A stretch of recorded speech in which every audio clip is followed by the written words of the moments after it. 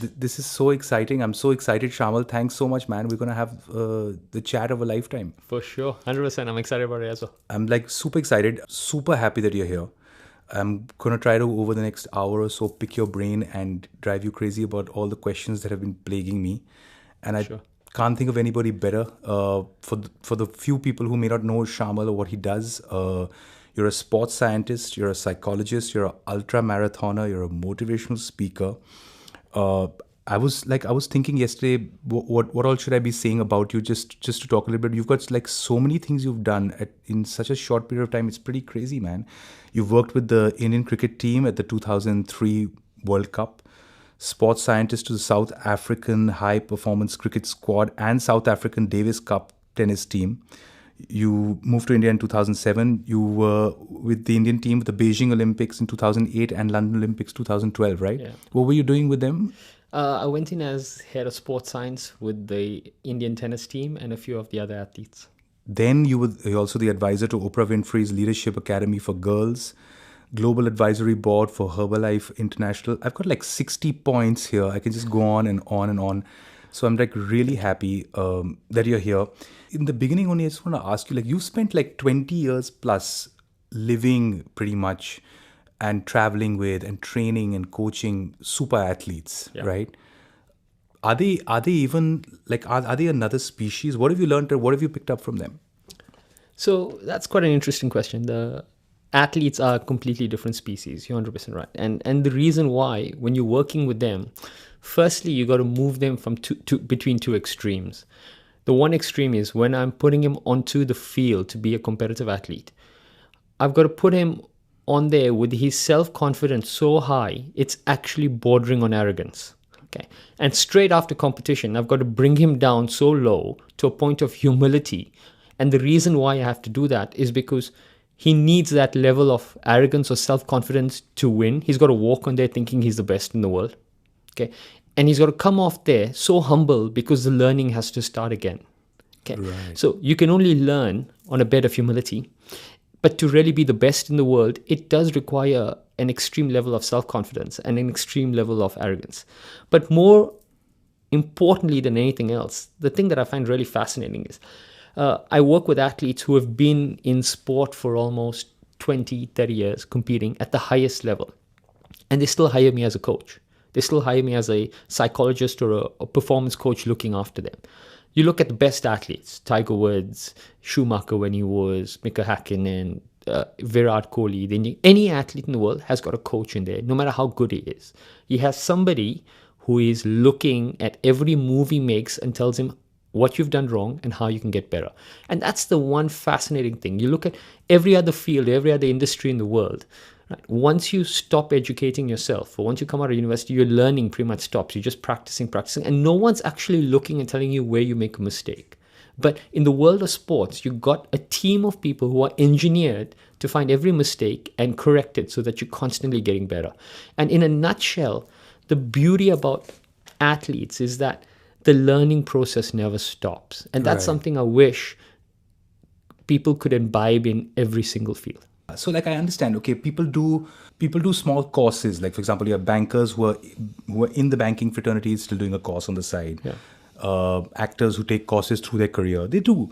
But I get it. No one is scrutinizing every move. Yeah. Do you think that's also because of the fact that especially with sports and athletes, like there's a microsecond difference between number one and number two, right? So like everything has to be like sort of managed. The difference between competitive athletes is 0.5%. So I'll give you an example. If you take the 100-meter finals in the Olympic Games, the difference between first and fourth is 0.5%, which is 300ths of a second. And if you blink your eye once, that's 300ths of a second. So you blink your eye at the wrong time, 4 people have gone past the finish line. That's how small the margin for error is. The penalty for failure is that the number 1 athlete in the world will have a net worth of north of 100 million. The number 2 athlete will be about 10, 15 million. The penalty for failure is no one will know you. The penalty for failure goes far beyond just a gold medal. Now, if you look at every other field, every other industry, I think people have not really quantified that penalty for failure that much. So that's why they're not working towards optimization of performance. For us, it's in your face. You get an opportunity once in 4 years. You cannot afford to leave no stone unturned. The other interesting thing is, in the world of sport, you're working on a global list. So Rafa can very easily say, I'm the number one athlete in the world or number one tennis player in the world. Virat on a batting ranking, a bowler, a golfer, whoever it is. But we don't know who the number one accountant in the world is. We don't know who the number one actor in the world is. We don't know. We are playing on a global plane. You all are playing on a local plane. So the need for optimization of performance is very localized. So some people you can't have favorites. I can be like, Al Pacino's my favorite. Correct. But there's no my favorite is not number one. Correct. Number one is number one. It's Correct. a math equation. And in the world of sport, you could be a big fish in a small pond and be very happy. But in the world of sport, it's one pond. You know where you stand. God, that's a terrible place. That's a tough place to be. It is. Right? Dude, that really changes my perspective on shit. Because for example, if I have a bad day, say I've got a stand-up set, right? Yeah. Stand-up is another field where you're judged every second. Like, this joke was funny, now that's not funny, and you're playing an audience. It's war, basically. But supposing I'm having a bad day, I can still wing it. With an athlete, you're dead, right? On that very day, everything else in your life has to be sort of shut off, right? Correct. And I find it very interesting that people who are these super athletes, so they've been like machines built, when they hire a coach, how much more you need to know. You need to be like everything for them, right? A psychologist, a friend, a doctor, micro sort of treating everything, right?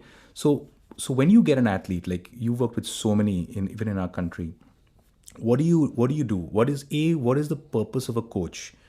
A, obviously in sport, and B, just in life. Like, what is the need or the exact want or desire to have someone watching over you like that? So you mentioned two really interesting words. You mentioned purpose and coach. Right. Okay. And the purpose of having a coach, firstly, is so that you're having someone who's invested in your journey of growth at all times. If you take a step back, there's a purpose to a coach, and the coach needs to have a purpose in what he's doing with you, and both need to be clearly defined. Okay. We use the word purpose very strongly in the world of sport. For example, no single session will ever start if the purpose of that session is not defined. Okay. And I find that is the biggest difference between amateurs and professionals. So as a sports scientist, if I'm standing on the side of a field, without even speaking to anyone, I can tell you what the purpose of that session is, because everything is engineered towards a single goal, and you can see it because it's in the engineering of it. Okay. If I'm watching a novice practice, I don't know what he's trying to do. I know he's hitting balls, I know he's playing a game, I know he's having fun, but I don't know what that purpose is, and he doesn't even know what that purpose is, which is why one practice rolls on to the next without any real development actually happening. So now bringing that purpose in comes with finding the right coach who understands how to align your goals with what's going to get you success. And what are the qualities that make a good coach? Well, we generally look at 4 C's in the world of sport. The first C is competence. The athlete needs to be highly competent, or the coach needs to be highly competent in that skill to be able to pass on that information. The second is there needs to be a comfort level. You need to be comfortable with him, he needs to be comfortable with you. And the reason I'm saying this is because every single athlete has one person in their life who can bring them right down to the ground. Right? No matter what they think, no matter how they're performing, he's the one person who can pull you aside and tell you, this is out of order. You're stepping out of line, get back in order. It's done behind closed circles, but that only comes with a level of comfort and a level of trust. Right. And everyone needs that person. If you don't have that person in your life, you're just going to be like a leaf in the pool, or you're going to be like a balloon in the sky, just moving in any direction. It's the most dangerous place to be. A good coach is your anchor. Okay. The third C is character. Okay. The character of the person needs to be unquestionable. Okay. And by character, I mean that if you are working with him, he needs to always have your best interest at heart. Okay. If that coach is going to be looking for someone else, or is going to be pulling you back so someone else gets an opportunity, his character is questionable. You cannot work with him. He's not the perfect person. And the fourth C is confidence. Your coach has to instill the highest amount of confidence in you, that you have the skill and the ability and the belief that you can go out there and actually do this. Right. If that is short, right, you'll never win. Because when you step onto a playing field, you have to have not an iota of doubt that you're going to do this, because the penalty for failure is so high, the margin for error is so small, okay, that you have to go out there and believe that this is going to happen for you, and that's the only time it will happen. I find it interesting, man. You were talking a lot about purpose, right? Yeah. Now, in your field, the purpose is very defined. I got to train for this game. I got to train for this match. In life, I find a lot of people are like going through. It's the tough part is the purpose, right? The coaches are really tough to find. A person with that kind of character and to come across is a certain amount of luck. Or maybe you find people through the web who inspire you like that, right? But what if you don't have a defined purpose to something? Then can you just start your journey and hopefully find the purpose on the way? Do you think that's possible? It's possible, but Cyrus, there are 4 or 5 components to life. There's the emotional component, the physical component, the mental component, the spiritual component, the social component. Okay, and you don't need one coach to fit all of these. You need to find someone who can guide you on each of these. Okay, that's the secret to life, actually. So when you're looking for a coach, you're looking for a mentor or guru. You find someone who's competent in that field, who matches these 4 C's in that field. And you can have different people in different variants. Right. And there may be a time in your life when you actually need more development in a specific area, so you spend more time with him. You may be going through an illness or an ailment where your physical guru needs to really guide you on the physical development and your nutritional development. You may be really stressed at work, and that's when your spiritual or your emotional, your mental coach really takes over. And you'll be able to find that balance between these two. And that's how I actually work with it. That's how I work with athletes, is I navigate the balance between body, mind, relationships, and the environment. Right. Now, I find that really interesting because, I've noticed you're one of the few people who sort of mixes it all up. Yeah. We were talking earlier about the fact that you can't have like one medication or one plan or one workout for any individual. They're all so different, right? So how do you hack, supposing an athlete or a person? Because you're not only dealing with athletes, right? You deal with a lot of people from different walks of life. Totally. What's the breakdown like when someone comes to you with some with serious ailments, some with serious issues, right? What's your procedure? What do you do? So Cyrus, it's amazing you asked this question. I stumbled upon a realization a few years ago, which is quite exciting. I spent 20 years with professional athletes, and I lived with them, walked with them, slept, did every single thing with these professional athletes. And I couldn't believe that it hit me so late. So let's take a look. If you look at the best cricketers in the world, you look at a Virat Kohli and you study all the runs he makes, he probably scores 60% of his runs from 3 shots. Right, that's it. If you look at Roger Federer, okay, he's scoring 40 to 50% of his points on 1 or 2 shots. Okay. If you look at Rafa, he's doing the exact same. 50% of his points on 1 or 2 strokes, so 1 or 2 shots. Tiger Woods as well. He's approaching the green 40% of the times with the same club. Okay. So what is happening is, and it's not happening by mistake, they are playing to their strengths. You are where you are in life because you leverage your strengths. Okay. All of us, every single soul on earth is where he is today because a strength got him there. It got nothing to do with weaknesses. Your strength got you there.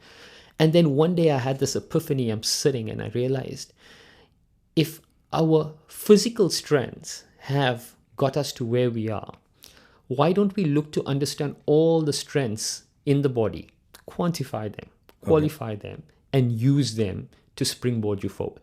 So my approach to whether I'm working with an athlete or whether it's another monk or whether it's a business leader or CEO is to spend as much time defining strengths first. So, Sahukar, this is interesting because I spent a fairly large amount of my time also fixing my weaknesses. Yeah. Like, okay, I can get moody, blah, blah, blah, blah, blah. So I'm like, I got to get less moody. You're saying something else. You're saying focus largely on what works for you. Correct. And get that stronger. Yeah. Because everything that's coming to you is coming because of that. Yes. Right? Totally. And the weaknesses will just slowly just dissipate. Well, the weaknesses will get better. You could spend an entire lifetime developing your weaknesses, and because we just have that many. And in the world of sport, I read all these big business books from major CEOs, and what did they tell you? Learn from your failures, learn from your failures. Yeah. In the world of sport, we don't even worry.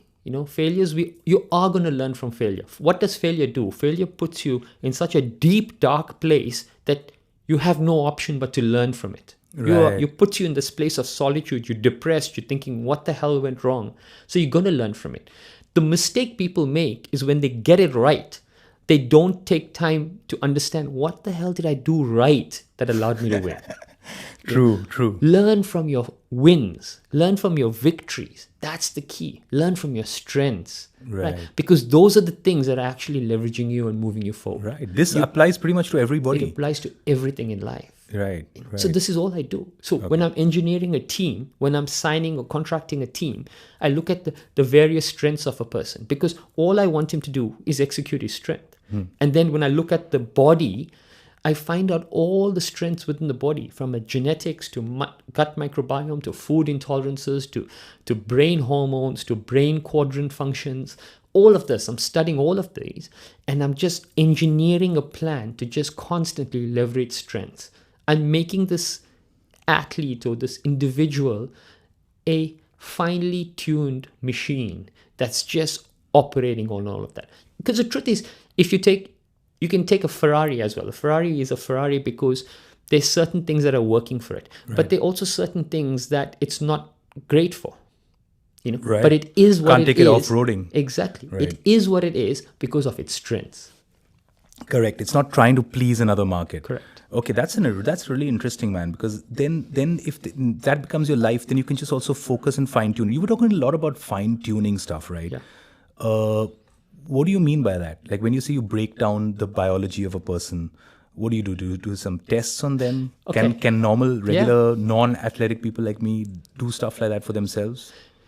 Cyrus, anyone can do what I do. And the reason why anyone can do it is because I want to break this myth. Everyone thinks that when you work with athletes, you're working with people who've got $1 million budget. I'm very sorry. There are probably 20 athletes in the world who've got a budget like that to give you. The rest of the athletes can't even afford to put food on the table. So we have got to find simple solutions to help them. Okay. And the reason why it's working for them is because they have the discipline to implement the solutions that I'm saying. Right. And the other people don't have a hunger to want to implement these changes. Right. They have extra disposable income, so they think they have more time. Okay. So the solutions I'm going to give you are simple solutions that anyone can do. Now, how do I work with an athlete? I start by finding out strengths. So I'll take you through a few simple tests that I do. I do an intolerance test, which tells me what are the subtle intolerances in the body. These are metal and food intolerances. Then I do an allergy test, which also tells me metal and food allergies. So whatever the body is intolerant to or allergic to, I get it completely out of the system. And that anyone can go get done. Anyone can get this done. This is a simple test. It's an inexpensive test. It's done at any pathology lab. There are even companies online that will do it. You just Google intolerance allergy test and they'll throw it up. And does that affect, for example, if I'm allergic to something or something in my food, and if I'm having it, does that affect everything? Like my mood, my performance?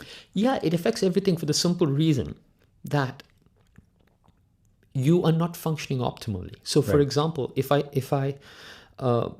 you come into a classroom every single day and you're teaching children, but every day you spend the first 20 minutes cleaning that classroom, only 20 minutes of your teaching time is going towards getting them better. Right. Now, if that classroom was clean, you're doubling up on your performance time. Right. Isn't it? So that's the same thing in your body. By putting foods that are intolerant, by putting foods that you're allergic to, and being in touch with metals that's not reacting to your body, you're forcing your body to clean itself up first, because cleaning itself up is directly correlated to its survival. See, the body is most interested in survival first before optimization of performance. Right. So if you're giving it work to do, it's going to do that work first before it thinks about making you better. Right? So by cleaning this up here, you're now giving yourself the best chance of working towards performance. Then after you take all of the foods and metals that you have rest, I go in and I do what's called a gut microbiome test. And this is the secret to everything, because the bacteria in your gut breaks down all the food that you eat. Okay. And that's what breaks down those micronutrients that feed your brain, feed your muscles, give you these antioxidants or whatever you need. So, and just like with anything, your gut microbiome have stronger bacterial cultures and they have weaker bacterial cultures. We can actually grade these cultures. So we know that your strongest cultures can metabolize these food types. So your body is best equipped to break down these food types. So we start feeding you that. And that's like people specific, or is it like people in India have certain gut bacteria No, versus it's completely customized to the individual. Yes, we do see certain trends in people, okay? And and you can make a generalization, but it's best to get a very, very specific customized solution for you. The reason is that the medication you try to take affects your bacterial cultures. For example, you take one antibiotic tablet, it could kill almost 40% of your gut bacteria, okay, which would take you about 2 years to reculture again.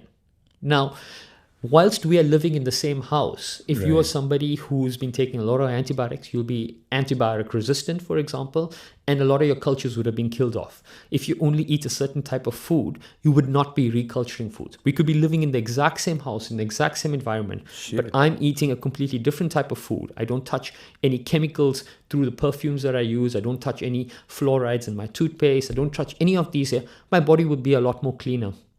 So even fluorides in my toothpaste. Even fluorides in your toothpaste. That's not a good thing. Yeah, so can affect. So fluoride in your toothpaste calcifies what's called your pineal gland. Now, we've read so much about meditation. Meditation helps you with depression, anxiety, helps you with focus, helps you get all of these things going. But the fluoride in the toothpaste actually calcifies your pineal gland, which is why we are so distracted and why when you sit down, your mind is constantly wavering everywhere, because the pineal gland is what helps you actually bring everything to focus. Helps you concentrate the mind and bring it to a point of stability. Dude, that's pretty weird, because like in India, at least when I was growing up, like antibiotics were given pretty easily by doctors. You know what I mean? Like the second day or third day, you're not getting better, you take a run of antibiotics. Yeah, totally. And what's even scarier is if you look at the Indian context, I've gone many times and I try this out, and I go to a local pharmacy and I tell them, you know what, I'm feeling sick and I'm feeling like my throat's itching and I'm getting something. And he gives me something and I have a look at this, and he's given me probably like an Augmentin or amoxicillin 500, 750 milligrams. It's breakfast cereal. Yeah, it's like and this is a strong antibiotic. And then I said, okay, fine, take it. 3 days later, I go back and I say, listen, this is not working. Then he gives me another antibiotic. So, and is this guy a pharmacist? No, he's not a pharmacist. Right. All right. How does he know this? He knows this because with the change in weather, they know that people are getting ill. So 50% of the guys are going to a doctor and coming with a prescription. Okay. Based on those 50%, they know what's working based on sales. So they're just prescribing it to everybody else. Like, abhi iska market chal raha hai. Yeah. So it's AI on steroids, isn't it? Wow. It's like, And you're telling me that it kills my gut bacteria, like which may not recover for a year or more than that. Holy shit, man. So what am I supposed to do? Like, and okay, I'm just coming back to what you were talking about, because you said it's such an important thing. Why is your gut health so important? Like they say, you have some people, and I could be wrong about this, they say your brain is in the gut, like there's another brain. Or it's called the second brain. Right. So if you look at metaphysically and spiritually, they say we have 3 brains. The first brain is obviously in your head, where your neurons are centered. The second brain is in your gut. The third brain is actually your heart, because it's got as many nerve endings and all your emotions sit in there. So people refer to 3, but there's definitely called 2 brains. And the reason why we call the gut the second brain is because there's so much happening in here. There's gut bacteria. All your nutrients are being absorbed from your small intestine, your stomach, your large intestine. So everything that fuels your body, fuels your brain, is coming through the absorption of nutrients in here. So you can eat the best food. If it's not getting absorbed in here, it's affecting how your brain is functioning. And that is the biggest problem that we're having in India. Why in India? Why do you say, why India specific? Like, well, if you look at the population, we've got such a high amount of obesity. We have such a high percentage of now mental disorders, depression, anxiety, early onset Parkinson's and Alzheimer's. All of these conditions, even sleep disorders are coming in, and they're growing quite rapidly. And if you look at the foods that we're eating foods that are laced with a lot of vegetable oils. They're laced with, our vegetables have so much of pesticides in them. The meats are filled with hormones. These are foods that are being metabolized, and then once they do get into the bloodstream, they migrate in through the blood-brain barrier to the brain. So they're directly affecting the permeability of what's called the blood-brain barrier. What do you mean by blood-brain barrier? The blood-brain barrier is a capillary capillary web that protects the brain from the cranium, and the integrity of that is what allows or does not allow certain substances to pass into the brain. Okay. Now, because of there's certain things like called xenoestrogens. Xenoestrogens are these chemicals that are released from plastics. The pollutants in your aerosols, in your air fresheners, the toxins in your air, the pesticides in your vegetables, and the hormones in your meat, these all can migrate past the blood-brain barrier. They kill the blood-brain barrier, which means that they're going in and affecting the functioning of the brain Right. completely. So they are directly correlated to how you feel every single day. They're directly correlated to what are you thinking and what are you doing. Yeah, the problem is we're such a milk-rich country. Now, what does lactose do? Lactose increases the production of mucus in the body. Yeah. So when you eat a lot of lactose, there's a thick lining of mucus around your intestines, around your stomach. And when something it's like putting this plastic bag in and then asking nutrients to be absorbed through it. Right. So you don't have healthy gut bacteria. You're eating unhealthy food that's laced with all of So this. it's like forming a plasma through which nutrients can't pass through. It can't pass through. Shit, man. 100%. We So- have a lot of milk in our diet. Exactly. And that's why we have so much of indigestion problems. We have so much of bloating problems.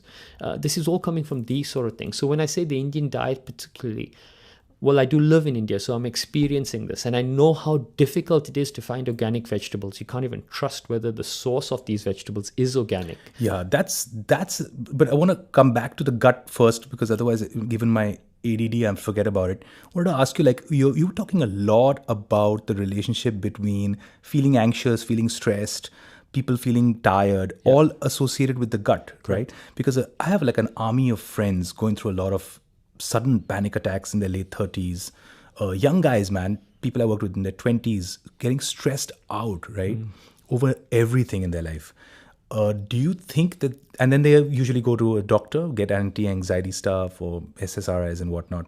How much of this is happening primarily because of diet? And is there a diet that you can actually have and you're not super rich and you can just do it every day, that could genuinely influence my mood, B, my basic functioning? Is it possible to actually get something like that? Totally, 100%. There is definitely a way in which your diet can affect the way you think, the way you perform, the way you sleep. Right. But the reason I speak about balance is because at the outset, I want you to realize that if you want to bring a change into something, you need to change all the elements of your life. Okay, which means that your body, your mind, your relationships, and your environment are all interlinked. So, Cyrus, before I even go into this, I ask people 4 questions and I ask them, just put down a yes and no. And maybe you've got a piece of paper, so just write this. All you're going to do is I'm going to ask you 4 questions, okay? And you just write a yes or no to it. Okay. So the first thing before we start is, do you want to improve your health and your lifestyle? Okay, good. Now, question 1. Are you prepared to change the food you eat to live a healthier, happier life? Okay. That's a yes. Good. Are you prepared to change the friends you have to live a happier, healthier life? Man, that's a tough one.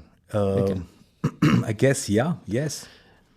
Are you prepared to change your job to live a happier, healthier life? I don't think so. Okay. And the 4th question is, are you prepared to change where you live to live a happier, healthier life? Maybe.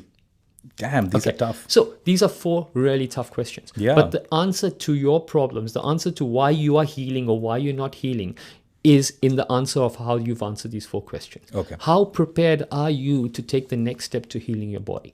Most people know. You speak to anybody on the street, they know fried food's not good for you. They know they shouldn't be drinking, they shouldn't be smoking. But there's no vested interest in changing that behavior pattern. Yeah, I think also it's really difficult to do so. Yes. They become your friends over a period of time. And also socially, I feel like you just get ousted.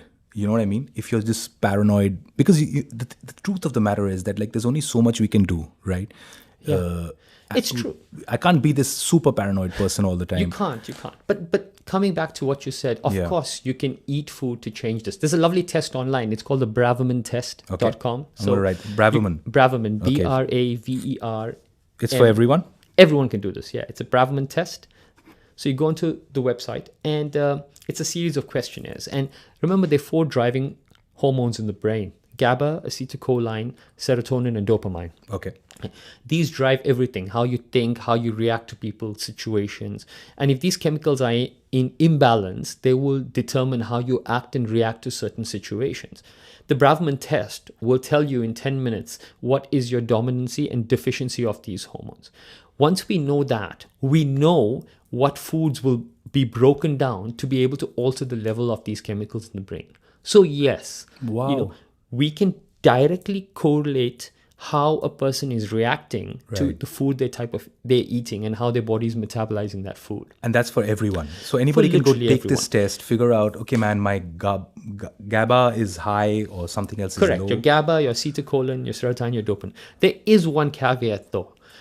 What we don't really know right now is you have gut bacteria that's breaking down certain foods and releasing certain nutrients. We know the nutrients it's releasing. We know the gut bacteria that's breaking it down. We have very little information about all these allopathic medications you're taking Okay. in relation to those foods. So what I'm saying is that some people are taking, for example, you take a nutrient like moringa or ashwagandha or brahmi. They'll say brahmi is great for cognitive. Ashwagandha is good for your rejuvenation and for your body health. And people are like, I take ashwagandha every single day and I'm not feeling great. That's super true, bro. I got like friends who are doing like really close friends of mine, awesome people. This guy told them take chlorophyll powder, right? That family has turned green, bro. They've gone to the building, they put it in the tank, right? And I'm like, listen, and I'm looking at them. I'm also doing chlorophyll. I'm like, this maybe it's helping me. I feel like that's something awesome you brought up. So like, aren't there some things which are just good for everyone? Like, when we were growing up, people said, have an apple, man. Eat a damn orange. You know what I mean? There has to be some shit which is like, ye to le lo. The one thing that like a potato, everyone agrees on a potato. Like, hey, it's not a bad thing. Great. Yeah, sweet potato maybe. Okay, if I have to give you one thing I'll tell you to do, I'll tell you have a cold shower. But I will not say that there's one food thing that applies for everybody. So, okay, coming back to that, you were saying that maybe ashwagandha is not good for me. Because what we don't know is that each person's taking different types of medication, drinking different alcohol, smoking different cigarettes. We don't know how that is impacting on that ashwagandha strain in the body, or on that ashwagandha substance. So we know if ashwagandha is broken down, we know what are the micronutrients and its benefits. What we don't know is that when you all of a sudden put a crocin in there or you put another tablet in there, is that substance actually going to get broken down into that? Right. That's the problem. So the problem is that if you really want food to heal you, you got to first go on a detoxification. You got to clean your system out of all these toxins. Okay, how do I do so that? You clean it by starting to get rid of all of the things that are polluting your system. For example. Yeah. Okay, yeah, sorry. So clean up the sugars, the artificial processed sugars from your body. Start increasing your water content. Okay. Start removing all alcohol, all cigarettes, or any smoking stuff out there. Start getting into a regular sleeping pattern and a healthy sleeping pattern. Okay. Start trying to eat more organic foods that are not laced with pesticides. How do I, okay, man, I've killed half my social circle. You get a sip of water because you just mentioned it. It's driving me nuts. I'm gonna play you in my head. Have a Shayamal app. Don't do that, man. Don't do it. You don't need this. Your body doesn't need it. That's why I'm going to give you that ringtone. Your body doesn't need this, Cyrus. Don't do it. Don't do it. I'll be like, Shayamal, I'm feeling so good, man. I feel so healthy. My wife left me. I got no friends. But I'm fit. I get invited nowhere now. This is an amazing thing. We just want to recap on that. Okay, just because something is good for one person doesn't necessarily mean it's good for that, which is why you should do the Bravermantest test. Bravermantest test is with chemicals. You need to do all of them. The gut bacterial test will tell you whether your body can break it down. Kill stuff, kill sugar, kill the stuff you know is killing you anyway. Yeah, totally. Stop gorging on milk products constantly. Totally. You said what else? Kill sugar? I said kill sugar. Yeah. Get the lactose out of the system because it's producing mucus. Right. Get your gluten out your system. All early onset mental disorders, Parkinson's, Alzheimer's, directly correlated to gluten in the system. So all of them. Get it That's out. 100%. Yeah. Start getting more paraben-free deodorants and chemicals and whatever you're using. Go organic with everything, because remember, Right. you may be eating clean, but if you're using strong perfumes, using strong air fresheners, you're using stuff that's laced with chemicals, it's leaching into your body through other ways. So are there like products that you get that you use that are pretty good? They're fair trade products, they're organic products out there. Once you start looking for them, you will find them. And yes, right now they are a little bit more expensive. Yeah. The reason they're a little more expensive is because the manufacturing process is a lot smaller. So the yield is a lot smaller. And there's a lot more work that has to go to keeping these clean. But we've seen the impact of mass produced. The reason why people are getting sick, the reason a 10-year-old child looks like a 20-year-old adult is because of the amount of growth hormones that are in the meat and milk. That's leached into the body. The bodies are growing faster than they can manage. But aren't there like any meats available that are not so like growth? Like this is something that really like it. I always question it a lot. Like I go to a store, I read like, man, this is organic. These vegetables are organic. How do I know if this stuff's even organic? Like, what is organic exactly? I'm curious. In really. India, it's very difficult. But abroad, if you travel in Europe and stuff, there are organizations and associations that have stringent processes that guarantee that these are organic. Supposing I'm going into the market and buying organic stuff, Yeah. right? Is it really organic in India? I'm only curious about India, man. So in India now, we don't have any bodies that are going to tell you, or not that I know of for sure, that are validating where things are organic and what's the process for it. We don't even have people who regulate the degrees that we are getting. So I think organic food, we're far from there. Like here's the thing is like my friend of mine was telling me, even if a vegetable is grown organically, right, which means you don't use chemicals, use khad and other things, the soil may not be chemical free. That's exactly what organic means. Organic means that your soil needs to be chemical free. It means that you cannot even use a chemical to chase or kill a rat or a snake, because that rat or snake will die and that toxin will leach into the soil as well. So organic means none of this is in there. Wow. So I'm curious, with someone like you, Yes. what do you do? Do you eat only organic vegetables, or do you just eventually use this? Let's mix it up. No, I mean, I try my best to eat organic vegetables, and I source them from certain farms. Like, for example, I get a lot of vegetables from the Govardhan Eco Farm. The Govardhan which Eco is the Farm. Hare Krishna farm outside. Once a week, I pick up some vegetables. You've checked them out? I mean, they're good? They're good, yeah. They're very good. They're They have a organic. I website? stay there. I know that the land has been organic for more than 15, 18 years now. So, Okay. and I've been a part of that process of how it's being kept and cultured and stuff So like that. do these guys have a website where people can just go and order stuff from them? I think, yeah, it's govardhanicovillage.org Okay. is their website. So you can go and you can order some vegetables from there. And there are lots of these farms that are now producing small things, and you got to go on a subscription model, and they'll send stuff to you every week. Any others you know of? Off the top of my head, I don't know any other farms. But the thing is, you won't have the luxury of picking your vegetables, because in an organic farm, they're sending what they're growing, and the rates at which they're growing vary, and the colors vary, and the sizes vary. So, because it's growing completely naturally. But dude, I can tell the difference. Like you eat organic stuff, which is from a farm, tastes completely different, man. It's unbelievable.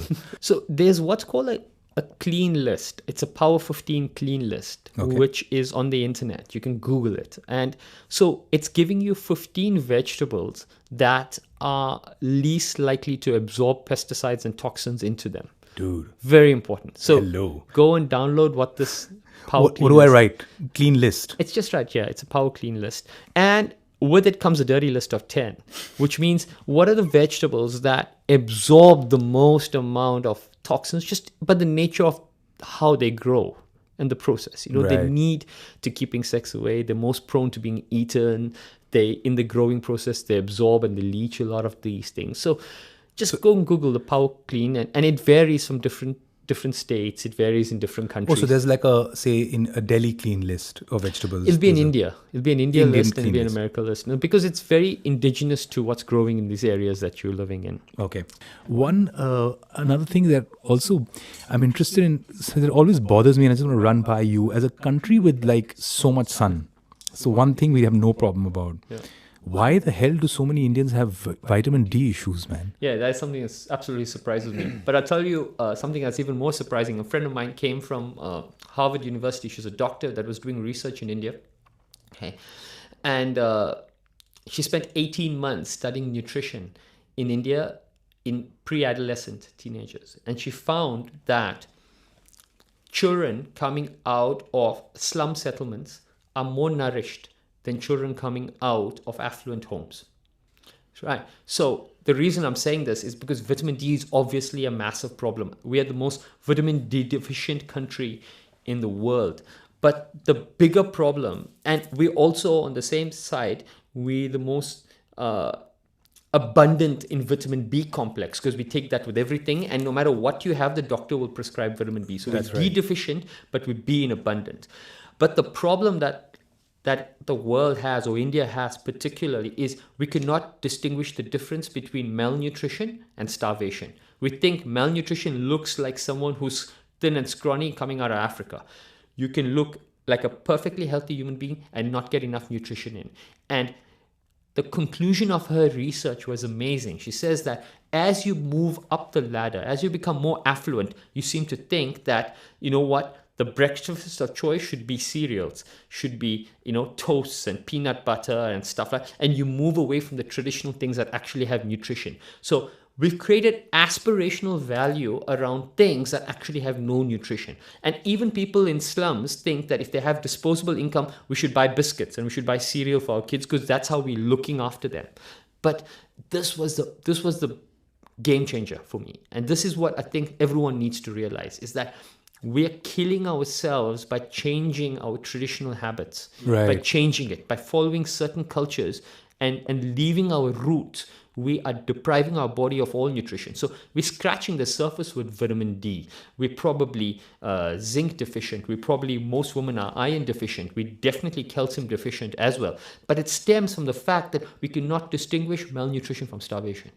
So I was just reading some hacky, strange thing. I could be wrong, but like apparently your UV rays blocking your sunscreen. Yeah. In India, everybody's paranoid about the sun. Yeah. So A, they don't go out in the sun. Correct. B, they wear heavy sunscreen. And we've got haze. I know I'm not familiar yeah, with man. how the rays types are actually broken down, but I know that we're not getting the quality of UV Yeah. ray and UV light that Yeah, we're yeah, yeah. getting, for So, sure. so that's a total test to do, man. Yeah. Do your vitamin D test, right?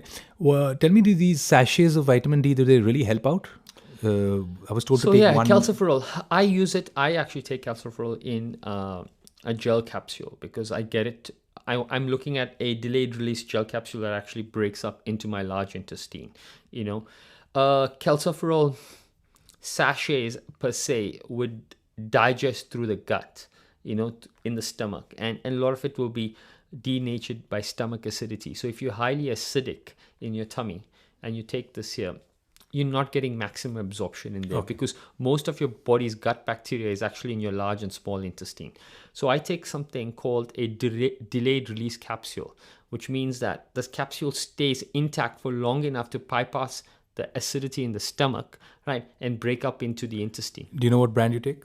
I take a brand called Solga. Is it available in India? You can get it on Amazon, yeah. You can get it on Amazon. Yeah. Okay, so that's better. Any delayed released A delayed vitamin D release capsule, tablet as is better opposed to- than yeah. drinking it. So, it's important if you're taking any supplements, there are different types of absorption. There's absorption that happens in the mouth. There's absorption that happens throughout the entire esophagus, stomach, small intestine, large intestine. There's even absorption happening right at the rectum as well. There's absorption happening right up until that point. There's also absorption happening what's called sublingually, which is underneath the tongue. There's dermal absorption. There's intramuscular, which is an injection. And each type of absorption suits a different type of substance you're trying to get into your body. Okay. So it's important if you're taking anything, just go on a quick Google search to see what is the best way to absorb this into the body. Yeah. Like, for example, glutathione is one of the most powerful antioxidants in the body. Right? It's used in the methylation cycle. It's the most powerful in the oxidation phase, an antioxidant that helps get rid of free radicals. The most powerful antioxidant. Glutathione's best absorption is dermal. What do you mean by dermal? Like through the means skin? It's on the skin. So So, what it's do I- liposomal dermal. So, So like I get a glutathione cream. it's like a glutathione Damn. cream will get absorbed better than actually a capsule that you eat. And these capsules are widely available everywhere. Everyone's just selling you glutathione. But the absorption is minuscule through the stomach lining. Fuck. Yeah. Where do I get glutathione cream, man? You'll find it. You Google it.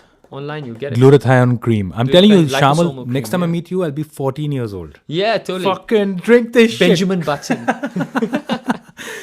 Between that and my sprouts and my like blueberries and my Totally, radicals and my brushing with the wrong side, I'm sorted. I'm trying to get all my friends healthy because like I'm You on are. this process, and if I'm gonna live till 140, then I need some company, man. Man, yeah, it's going to get boring otherwise. But Shamal, I just want to say thanks so much for chatting with me, man. And thank you for also taking time out for all your friends and people. I notice you do a lot of that. Thanks. You don't act like one important doctor confusing people. And hopefully, if you guys have any questions, we'll try to answer those. But man, I can't thank you enough for the great work you do. Thanks for your time too, bro. Thanks, Thank brother. you. Cheers. Amazing. Cheers.